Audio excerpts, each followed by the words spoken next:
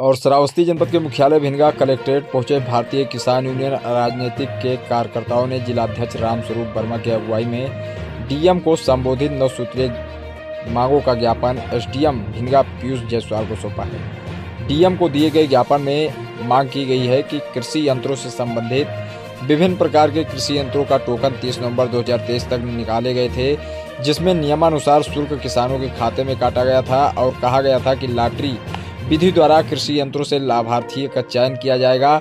जो किसान इस सुविधा से वंचित रह जाएंगे उनका टोकन मनी 24 से 72 घंटे में उनके खाते में हस्तांतरित कर दिया जाएगा। किसानों का पैसा अभी तक वापस नहीं किया गया।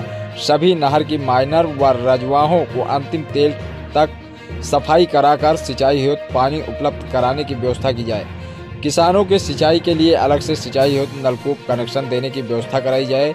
जब तक किसान हेतु अलग से फीडर की व्यवस्था नहीं हो जाती तब तक घरेलू लाइन के फीडर से नलकूप कनेक्शन दिया जाए। इसके साथ ही घरेलू विद्युत कनेक्शन धारकों का प्रत्येक माह रीडिंग के अनुसार विद्युत बिल जमा कराया जाए। सभी तहसीलों में वर्षों से पेंडिंग हथबरारी आदेश के बावजूद नहीं हुई, जिसकी नियमानुसार सीमांकन करवाने हेतु अभियान चलाकर निशानदेही कराई जाए ताकि वर्षों पुरानी विवाद को निपटाया जा सके सहित विभिन्न मांग की गई है। कृषि यंत्रों पर लॉटरी विधि से इस बार किया गया। उसमें एक कृषि यंत्र था तो कई किसानों ने फार्म डाले और उनका टोकन पैसा कटा। 30 नवंबर तक की ये व्यवस्था थी। कहा गया था कि 24 से 72 घंटे में उनको पैसा रिटर्न कर दिया जाएगा। जिनका आएगा उनको सामान देना पड़ेगा। आज 4 महीना होने को है। उन किसानों का कई लाख रुपये, जनपद के किसानों का कई लाखों रुपये जमा हो गया ट्रेजरी में, लेकिन वो पैसा वापस नहीं किया गया।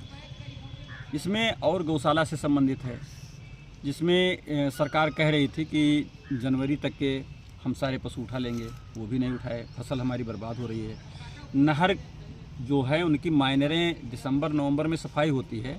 सड़क के 500 मीटर उधर 500 मीटर इधर केवल जेसीबी से सफाई करके और ये लोग पैसा निकाल लेते हैं। आज किसान के खेत में पानी भी जब जुलाई से उधर चलेगी नहरें तो पानी नहीं पहुंच पाएगा, क्योंकि उस नहर की माइनरों में झाड़ी उत्पन्न हो गई है। इसी तरह से एक बिंदु और इसमें है जो दीननामगढ़ की चकबंदी का है। वहाँ चकबंदी में 35 से 40% नक्शे डिफ़ॉल्ट पाए गए, जिससे खितौनी ज़्यादा थी, नक्शा कम, या नक्शा कम है खितौनी ज़्यादा है। ऐसे कई उसमें नापे गए दीपक मीणा साहब के समय में, और उसमें आदेश हुआ चकबंदी आयुक्त का कि पुनः नक्शा बनवाया जाए। आज वो नक्शा बन भी गया है, लेकिन पुराना नक्शा जमा है यहाँ ज़िले में संग्रहालय में, और नया नक्शा जमा नहीं हो पा रहा है। इसलिए उस गांव में सबसे बड़ी समस्या है चकमार की पैमाइश हो या हथबरारी का कोई काम हो, वो हो नहीं पा रहा है।